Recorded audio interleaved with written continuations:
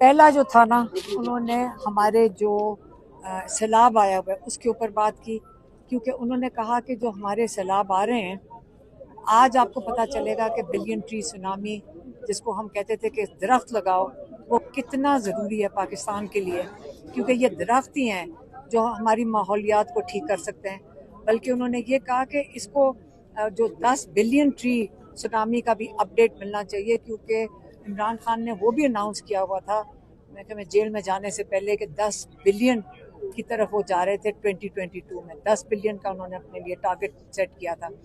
देखें, जो दरख्त हैं, आज आपको पता चल रहा है जो ऊपर से लैंडस्लाइड्स हो रही हैं वो किस लिए हो रही हैं, और जो जानी नुकसान, माली नुकसान, ये किस लिए हो रहा है, क्योंकि ऊपर से आपने जब दरख्त काटेंगे, और अगर बचत हुई है वो इसलिए हुई है क्योंकि ये दरख्त जो है ये बड़े हो गए हैं। इमरान खान ये भी चाह रहे थे कि जो अब जो जितने साइज के दरख्त हो गए हैं वो भी दिखाए जाएं। और आपको ये पता है ना कि IUCN जो इंटरनेशनल ऑर्गेनाइजेशन है, उन्होंने इसका ऑडिट किया हुआ है, और दुनिया में पहचाना गया है कि जो बिलियन ट्री सुनामी थी, इसमें एक्चुअली जो सबसे ज़्यादा काम किसी मुल्क ने किया था, पाकिस्तान इस बिलियन ट्री की वजह से, बिलियन ट्री जो उगाए गए थे इसकी वजह से पहचाना गया था। तो ये जो बिलियन ट्रीज जो दरख्त लगे थे, ये काफ़ी इन्होंने पाकिस्तान की, और ये जो जो ऊपर से जो फ्लड्स आए हैं, जो लैंडस्लाइड्स हुए हैं, काफ़ी बचत इन्होंने की है इस वक्त। और जो पंजाब के फ्लड्स हैं, उन्होंने उसका भी जिक्र किया। उन्होंने ये भी कहा कि सब लोग जो सब बाहर निकलें मदद करने के लिए। वो तो मैंने भी कहा था कि देखें, हमने फ्लड्स में ये जो सैलाब पहले जब 2010 का आया था, बहुत बड़ा सैलाब था, उसके अंदर ये नहीं हो सकता कि सिर्फ पाकिस्तान के इदारे, चाहे फौज हो, चाहे पुलिस हो, चाहे महकमे हो, ये अकेले नहीं कर सकते। हम सबको, तब भी सारे पाकिस्तानी निकले थे और उन्होंने अपना हिस्सा डाला था मदद करने में। तो अब भी सारे पाकिस्तानियों को खाना चाहे गाड़ियों में भर के ले जाएं, जितने लोग मदद कर सकें सैलाब ज़दगान की मदद करें। अपने अपने शहरों में जो नहीं डूबे हुए वो निकल के मदद करें। एक ये हो गया। दूसरा जो उनका पॉइंट था वो था अफ़गानिस्तान के ज़लज़ले के लिए। वहाँ पे भी उन्होंने अखबार में पढ़ा है कि तकरीबन 1000 से ज़्यादा लोगों की बात हो गई है वहाँ पे भी, अफ़गानिस्तान में। और उन्होंने कहा कि देखो, इस वक्त अफ़गानिस्तान हमारा मुसलमान भाई हैं और हमें इनके साथ अच्छे ताल्लुकात रखने चाहिए। और मुझे बड़ा दुख है कि ज़बरदस्ती धक्के दे के लोगों को यहाँ से निकाला जा रहा है। और अफ़गानी, एक तरफ वहाँ पे ज़लज़ला आया हुआ है, दूसरी तरफ आप उनको यहाँ पाकिस्तान से ज़बरदस्ती निकाल रहे हैं। ये वक्त ये है कि हमें अफ़गानिस्तान में अपने लोगों की, उनके भाइयों की, बच्चों की, ख़वातीन की मदद करनी है। और तीसरा जो पॉइंट था उनका था, मैं क्या मैं पार्टी वाला था, क्या था तीसरा, इलेक्शन। हाँ, एक उन्होंने बहुत अप्रिशिएट किया।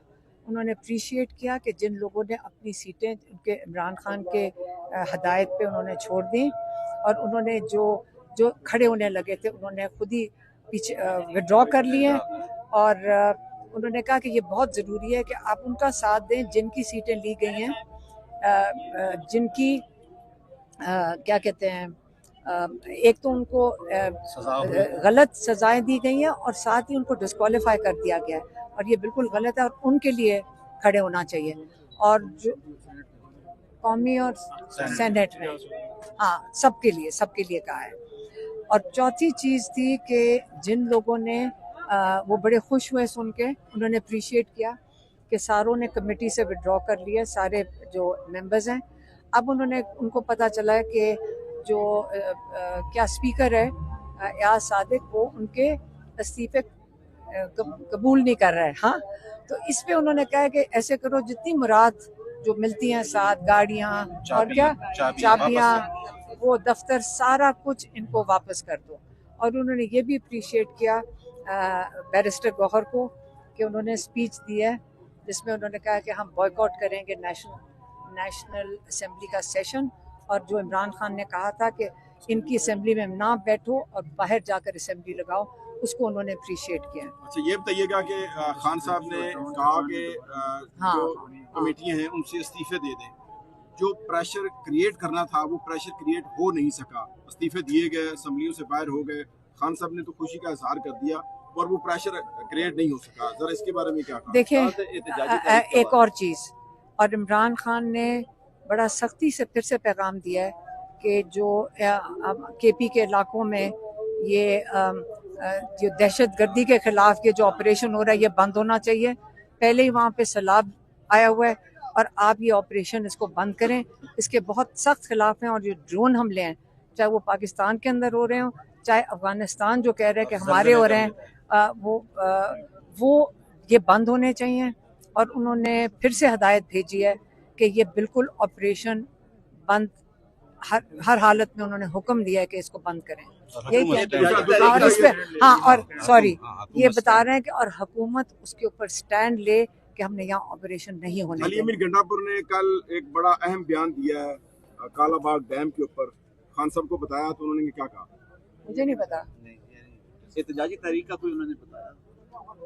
इस वक्त सैलाब आया हुआ है, इस वक्त देखिए इमरान खान कैद तन्हाई में, शुक्र है उनको अखबार मिल रहा है, लेकिन आप क्या चाह रहे हैं कि इमरान खान क्या तहरीक का इस वक्त बताएं? इस वक्त पाकिस्तान में सैलाब आया हुआ है, अफगानिस्तान में जल्जला आया हुआ है। बच्चे कब आ रहे हैं? कोई हुई बात खान साहब की, उनसे बात करेगी? बच्चों की नहीं, बच्चे अब एम्बेसी में जाकर वो भी एम्बेसी में जाएंगे क्योंकि उनको वीज़ा नहीं दिया जा रहा।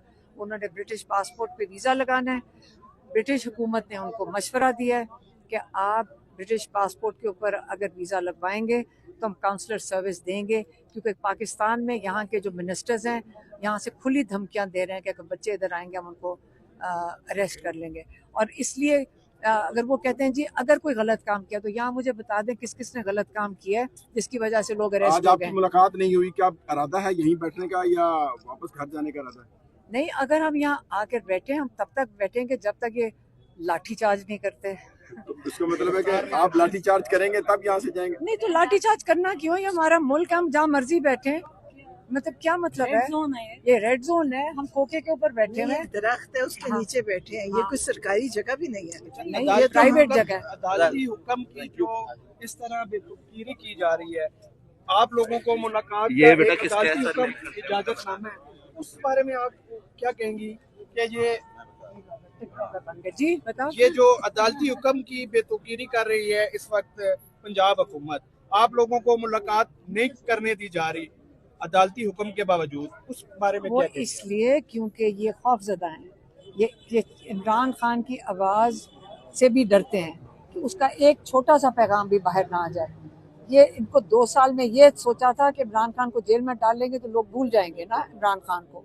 अब मसला ये हो रहा है कि इमरान खान के लिए पूरा मुल्क, क्या पूरी दुनिया खड़ी हो गई है। और अब इतने खौफजदा हो गए हैं क्योंकि ये तो इनके पास तो 17 सीटें भी अब नहीं बची हैं। अगर वो 17 सीटें मिली थी वो भी नहीं बची। अब ये नून लीग भी डरी हुई है, जो वो और जो एस्टेब्लिशमेंट है वो भी डरी हुई है। नहीं तो ये जुल्म कौन करता है कि लोगों पर लाठी चार्ज कर दो और थोड़े से लोग भी बैठे हों तो उनके पीछे आप उनके ऊपर जुल्म करो। तो इसलिए अगर उन्होंने इमरान खान ने पिछली दफ़ा क्या पैगाम दिया था, उन्होंने, क्योंकि आपको पता है नौरीन न्याजी के बेटे को 10 साल मिलिट्री जेल से कैद हुई है। डॉक्टर उज़्मा और मेरे ऊपर कितने केसेस हैं, मेरे ऊपर अरेस्ट वारंट्स हैं, मेरे दोनों बेटों को भी उठा लिया। लेकिन इमरान खान ने कहा मेरी सारी फैमिली को अगर उठा लें मैं फिर भी इनके जुल्म के आगे नहीं झुकूंगा और अपने मौक़िफ़ पे कायम हूँ। मैडम, खान साहब की सेहत के हवाले से कल मतीउल्लाह जान ने बहुत देखिए मेरी बात सुने। तो आज गौहर साहब जब जेल से बाहर आए तो उनका कहना था कि इस तरह की कोई, देखिए मेरी बात सुने, मुझे ये बताएं कि ये जो सारे लोग हैं इनको कहाँ से इंफॉर्मेशन मिल रही है? एजेंसी दे रही होगी ना, क्योंकि और अंदर तो कोई भी नहीं है, या पुलिस दे रही होगी या एजेंसी, और ये सब झूठ है। हम भी गए हैं ट्यूसडे को, बिल्कुल ठीक थे। एक का आंख में उन्होंने कहा था थोड़ा सा ब्लर होता है, तो उसका चेकअप हुआ है, उसके लिए उनका एक जो रीडिंग ग्लासेस है उसका एक, और पढ़ते वक्त उसका एक नंबर तब्दील हुआ है ये, और उन्होंने आई ड्रॉप्स दिए हैं क्योंकि स्ट्रेन पड़ रहा था, क्योंकि वो किताबें पढ़ते हैं, उसका स्ट्रेन था, उसकी वजह से नंबर उसका तब्दील किया डॉक्टर ने, वो जो आई स्पेशलिस्ट, और एक आई ड्रॉप्स दिए बस। और माशाल्लाह बिल्कुल सेहत ठीक थी। और हमने बैरिस्टर गौहर को और ज़हीर अब्बास को कहा, आप जब मीडिया के सामने जाएं, आप गवाह के तौर पे बताएं कि इमरान खान की सेहत कैसी थी। माशाल्लाह बिल्कुल ठीक है, उनकी सेहत बहुत अच्छी है। और इमरान खान को आप 2 साल के बाद ये कहना चाहते हैं कि कुछ ना कुछ उसको अल्लाह ना करे कि कुछ हो गया है, लेकिन अल्लाह का शुक्र है, अल्लाह में वो यकीन रखने वाले ईमान वाले इंसान हैं। इनको सॉलिटरी कन्फाइनमेंट में डाल दिया इमरान खान को, लेकिन एक मजबूत ईमान वाला इंसान शख्सियत हो तो वो ये भी टाइम गुजार लेते हैं। और वो अपनी सेहत उनकी बिल्कुल ठीक है, मजबूत है। और इंशाल्लाह हम उनको ये जो 14 साल कैद और 10 साल कैद है, ये हवा में उड़ जाएंगी। अभी इंशाल्लाह हम सारे जो खड़े हैं, ये आपको यहाँ से थोड़े से, आपका ख्याल है थोड़े से 1000 बंदा खड़ा होगा। ये जो पाकिस्तानी तैयारी कर रहे हैं अपना इतने अजीम लीडर को और बाकी जो नाजायज कैद में, इंशाल्लाह हम सारे यहाँ मौजूद आ जाएं। ये वक्त जल्द आने वाला है कि अल्लाह की भी मर्जी और अल्लाह का भी प्लान है। और सबसे बड़ी चीज देखिए, इमरान खान के लिए दुनिया में दुआएं होती हैं। आज तक मुझे कोई एक इनमें से बता दें इनके लिए कोई दुआ करता है, घर वाले भी नहीं करते होंगे। इमरान खान के लिए दुनिया, खाना काबा, करबला, अमेरिका, जहाँ से सुने लोग कहते हैं जी तहज्जुद में हमारी माएँ दुआएं कर रही है। कोई माँ किसी के अपने बच्चों के अलावा नहीं करती। इमरान खान के लिए दुआएं हैं और मैं इमरान खान को ये बता के आई थी, आपको फिक्र नहीं करनी चाहिए, आपके लिए इतनी दुआएं हैं और जो आपके साथ जुल्म कर रहे हैं उनके लिए उतनी बदुआएं हैं। गजा में और फलस्तीन में भी दुआएं, सब जगह अल्लाह करवा रहे हैं। और इंशाल्लाह इमरान खान सेहत के साथ, जिंदगी सेहत के साथ बाहर आएंगे और अपने मकसद में कामयाब हो गए। आप देखिए। इंशाल्लाह। शुक्रिया।